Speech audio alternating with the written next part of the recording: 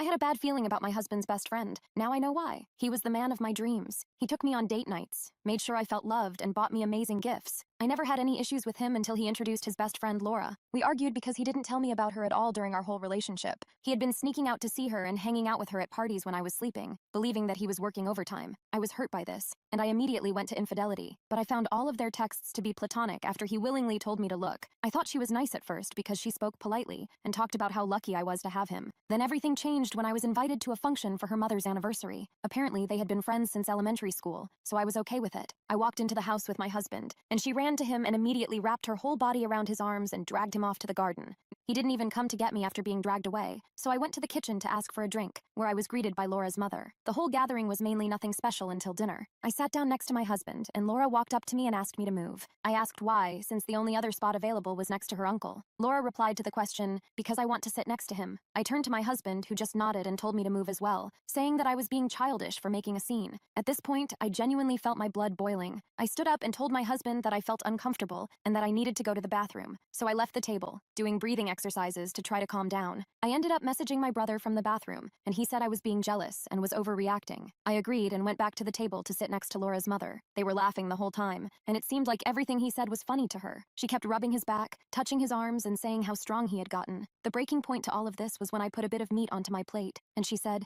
"Are you really going to eat all of that?" I froze in embarrassment while she and my husband laughed. Her mother stood up for me, saying that it was inappropriate and to treat guests with respect, but she ignored it. I stood up from my chair and walked out the front door to call my dad. I told him to pick me up and that I'd explain in the car. When I got in the car, I broke down and told him everything. He said that I was most likely overreacting, but he agreed that the situation was very uncomfortable. I thanked him and went back to our house. While I was getting comfortable, my phone was flooded with messages from Laura and my husband. To my horror, my husband said that I ruined the whole dinner and that he was going to stay there for the night. I then read what Laura said, saying I had ruined her night because of my pygmy behavior. After doing research on that word, it filled me with anger. My husband came home from Laura's at 5 p.m. I immediately told him that leaving me to stay at another woman's house was disgusting. He started shouting that I was overreacting and needed to go to counseling for my jealousy issues. For about a month, my husband became more distant and cold. I could feel that our argument wedged a gap in our marriage until I got a message from Laura this morning with a positive pregnancy result and a threat saying we should get divorced because it's my husband's child.